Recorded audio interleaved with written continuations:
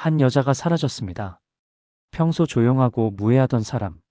아무도 그녀가 사라질 거라고 예상하지 못했죠. 하지만 그녀의 집에서 발견된 것은 이상하게 깨끗하게 정리된 와인잔 2개뿐이었습니다. 그리고 2주 후 경찰은 그녀가 살던 집에서 멀지 않은 곳 오래된 건물의 바닥 아래에서 그녀가 사라진 진짜 이유를 발견하게 됩니다. 이 사건의 핵심은 단 하나. 그녀는 스스로 사라진 것이 아니라 누군가가 철저하게 계획적으로 그녀를 감춘 것입니다. 2021년 가을 조용한 도시에서 일어난 충격적인 실종 사건의 전말을 여러분께 들려드리겠습니다. 2021년 11월 초 서울 외곽의 한 조용한 주택가.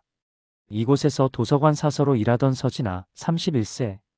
그녀는 극도로 규칙적인 삶을 살았습니다. 매일 아침 7시 30분에 일어나 가볍게 조깅을 하고 8시 30분에 출근.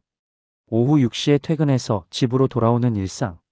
주말에도 거의 외출하지 않고 집에서 책을 읽거나 영화를 보며 시간을 보냈죠. 동료들의 증언에 따르면 진아는 조용하지만 성실한 사람이었습니다. 일은 완벽하게 처리했고 누구와도 다투지 않았습니다. 다만 개인적인 이야기는 거의 하지 않았죠. 진아는 항상 미소를 지었어요. 하지만 그 미소 뒤에 뭐가 있는지는 아무도 몰랐던 것 같아요. 도서관 관장의 말입니다. 그녀가 사는 곳은 3층짜리 낡은 빌라의 2층. 혼자 살기에 딱 좋은 작은 원룸이었습니다. 이웃들과는 인사 정도만 나누는 사이였고 특별히 친한 사람은 없었습니다. 그런 그녀가 마지막으로 목격된 건 11월 16일 화요일 저녁 8시 43분. 집 근처 편의점 CCTV에 찍힌 그녀의 모습은 평소와 다르지 않았습니다. 회색 코트를 입고 와인 한 병과 치즈, 크래커를 구매했죠. 계산을 마치고 편의점을 나서는 그녀의 표정은 차분했습니다. 그게 그녀를 본 마지막 순간이었습니다. 다음 날 아침 진아는 출근하지 않았습니다. 처음엔 아프거나 개인적인 사정이 있을 거라 생각했죠. 하지만 전화도 받지 않았고 문자 메시지에도 답이 없었습니다. 점심시간이 지나자 동료들은 불안해지기 시작했습니다. 진아는 단 한 번도 무단 결근을 한 적이 없는 사람이었으니까요. 오후 3시 도서관 측은 경찰에 신고했습니다. 경찰이 진아의 집에 도착한 건 그날 저녁 5시경. 건물주가 스페어키로 문을 열자 경찰은 이상한 광경을 목격합니다. 집 안은 너무나 깔끔했습니다. 정돈된 침대, 깨끗이 정리된 책상, 그리고 거실 작은 테이블 위에 놓인 와인잔 2개. 하나는 와인 자국이 남아 있었습니다.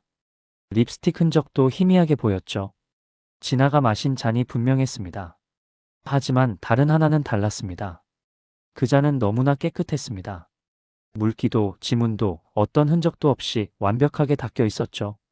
마치 누군가가 의도적으로 모든 증거를 지운 것처럼. 처음 봤을 때부터 이상하다고 느꼈습니다.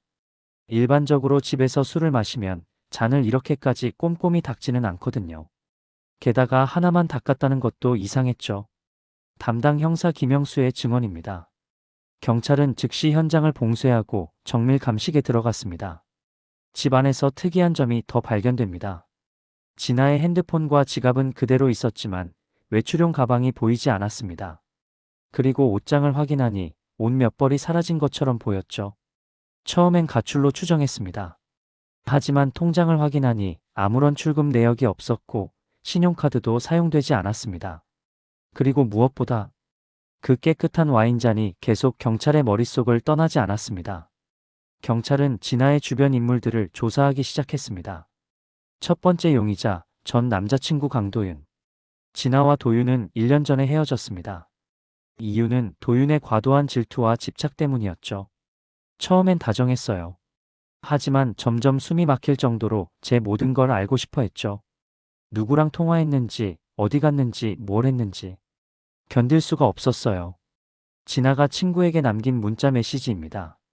헤어진 후에도 도윤은 진아에게 집요하게 연락했습니다. 복합적인 감정이 담긴 문자들. 내가 그리워, 다시 만나자. 그리고 가끔은 넌 나 없이 못 살아 같은 협박성 메시지도 있었습니다. 경찰은 도윤을 중요 용의자로 지목했습니다. 동기도 충분했고 진아의 집 출입도 가능했으니까요. 하지만 알리바이가 완벽했습니다. 사건 당일 저녁 도윤은 회사 회식에 참석했습니다. 오후 6시부터 자정까지 13명의 동료들과 함께 있었고 카드 결제 내역과 식당 CCTV가 이를 증명했습니다. 두 번째 용의자는 도서관 동료 장미라. 겉으로는 진아와 친해 보였지만 다른 동료들의 증언은 달랐습니다. 미라는 진아를 싫어했어요. 질투했죠. 진아가 승진 후보에 오르고 미라는 탈락했거든요. 그 이후로 눈빛이 달라졌어요. 진아보다 3년 선배였던 미라는 승진해서 밀린 것을 받아들이지 못했습니다. 점심시간에도 진아를 피했고 업무적으로 꼭 필요한 말만 했다고 합니다. 하지만 미라 역시 알리바이가 있었습니다. 사건 당일 저녁 7시부터 밤 11시까지 그녀는 대학 동창 4명과 화상 모임을 하고 있었습니다. 카메라가 켜진 상태로 3시간 넘게 통화했고 중간에 자리를 뜬 적도 없었죠. 세 번째 용의자, 그리고 이 사건의 핵심 인물. 같은 건물 주민 박재형. 38세, 프리랜서 그래픽 디자이너. 3층에 혼자 살고 있었습니다. 이웃들의 증언은 일관적이었습니다. 조용한 사람이에요. 인사는 하는데 눈을 잘 안 마주치더라고요. 이상한 사람은 아닌데 뭔가 감정이 없는 것처럼 보여요. 항상 무표정이고 한 번도 친구나 가족이 찾아오는 걸 본 적이 없어요. 항상 혼자더라고요. 경찰이 재형을 처음 조사했을 때 그는 매우 협조적이었습니다. 진아 씨요? 복도에서 가끔 마주치면 인사 정도 했어요. 그게 전부예요. 그의 CCTV 동선도 단순했습니다. 사건 당일 그는 오후 2시에 외출해서 저녁 6시 30분에 귀가했습니다. 그 사이 헬스장과 마트에 들렀고 목격자와 카드 사용 내역이 이를 뒷받침했죠. 귀가 후에는 집을 나가지 않았습니다.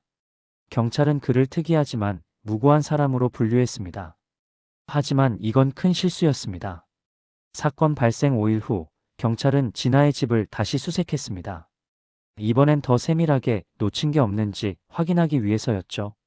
그리고 욕실에서 이상한 점을 발견합니다. 배수구 뚜껑의 나사 방향이 반대로 돼 있었습니다. 마치 누군가 급하게 열었다가 다시 닫은 것처럼. 경감감 식반이 배수구를 열자 틈 사이에서 긴 머리카락 여러 가닥이 발견됩니다. 일반적인 빠진 머리카락이 아니었습니다.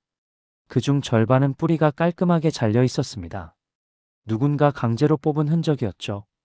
DNA 검사 결과 모두 서진아의 머리카락이었습니다. 이건 몸싸움이 있었다는 명확한 증거였습니다. 그리고 범인은 현장을 정리하면서 욕실도 청소했지만 배수구 깊은 곳까지는 완벽하게 처리하지 못한 거죠. 경찰은 더 집중적으로 현장을 조사했습니다. 루미놀 반응 검사를 실시하자 거실 카펫 아래에서 미량의 혈흔이 발견됩니다. 혈흔은 거의 완벽하게 닦여 있었습니다. 하지만 나무 바닥 틈 사이 육안으로는 보이지 않는 곳에 아주 미세하게 남아 있었죠. 이 정도로 꼼꼼하게 닦는 사람은 두 부류입니다. 범죄 경험이 있거나 혹은 감정 기복이 거의 없어서 극도로 냉정하게 상황을 처리할 수 있는 사람. 수사팀은 다시 박재형에게 주목했습니다. 그의 집을 압수수색한 결과 놀라운 것들이 발견됩니다. 욕실 배수관 내부에서 미세한 피부 조직 조각이 검출됐습니다. DNA 검사 결과 서진아의 것이었죠. 하지만 재형의 변호사는 즉시 반박했습니다. 제 의뢰인과 피해자는 연인 관계였습니다. 단지 주변에 알리지 않았을 뿐이죠. 연인 사이라면 흔적이 남는 건 당연한 일 아닙니까? 경찰은 충격을 받았습니다. 추가 조사 결과 두 사람은 약 4개월 전부터 조용히 만나고 있었습니다. 진아의 휴대폰 기록을 복구하자 재형과의 문자 내역이 나왔죠. 하지만 이상한 점이 있었습니다. 진아의 마지막 문자는 사건 2일 전이었습니다. 우리 이제 그만 만나는 게 좋을 것 같아. 미안해. 그리고 재형의 답장. 이해해.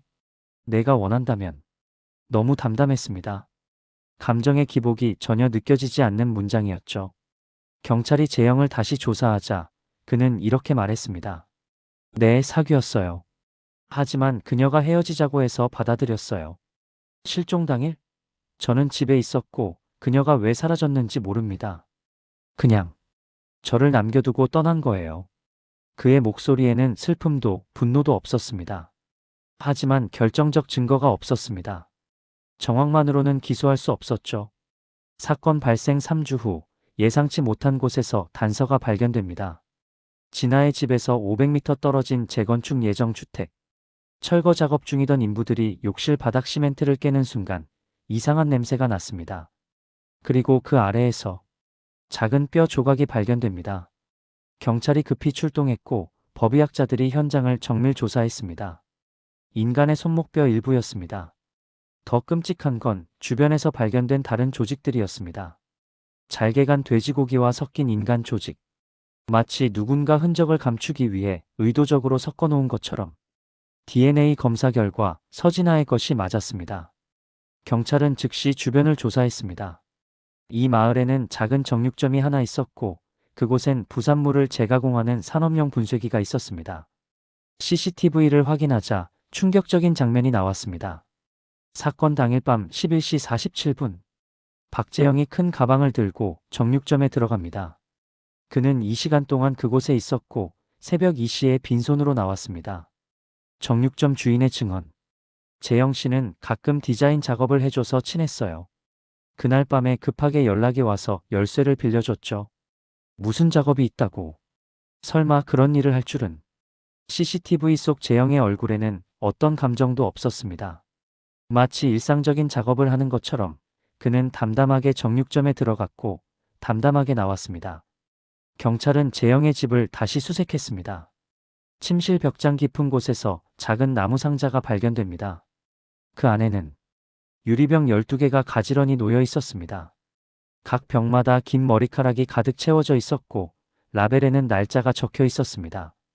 2021.07 18첫 만남 2021.08 이 첫 키스 2021.09 15 처음 집에 왔을 때 마지막 병의 라벨은 이랬습니다.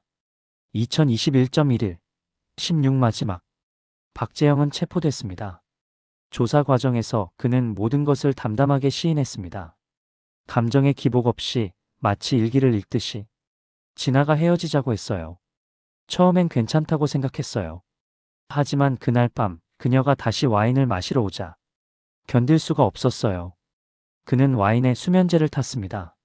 진아가 잠들자 그는 그녀를 욕실로 옮겼습니다. 제 것이 될 수 없다면 아무도 가질 수 없어야 했어요. 심리평가 결과 박재영은 반사회성 성격장애와 소유욕 집착증을 가지고 있었습니다. 그는 진아를 사랑한 것이 아니었습니다. 소유하고 있었던 것입니다. 그녀가 떠나려고 하자 그는 붙잡은 것이 아니라 완전히 분해했습니다. 그리고 그 흔적을 지우기 위해 냉정하게 모든 것을 계획하고 실행했습니다. 재판에서 그는 무기징역을 선고받았습니다.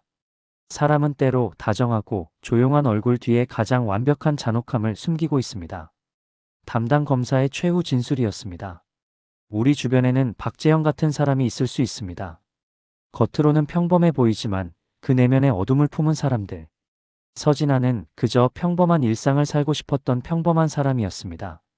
하지만 그녀의 선택, 잘못된 사람을 믿은 순간이 모든 것을 앗아갔습니다. 이 이야기가 여러분께 경각심을 주었기를 바랍니다. 이 영상이 도움이 되셨다면 좋아요와 구독 부탁드립니다. 감사합니다.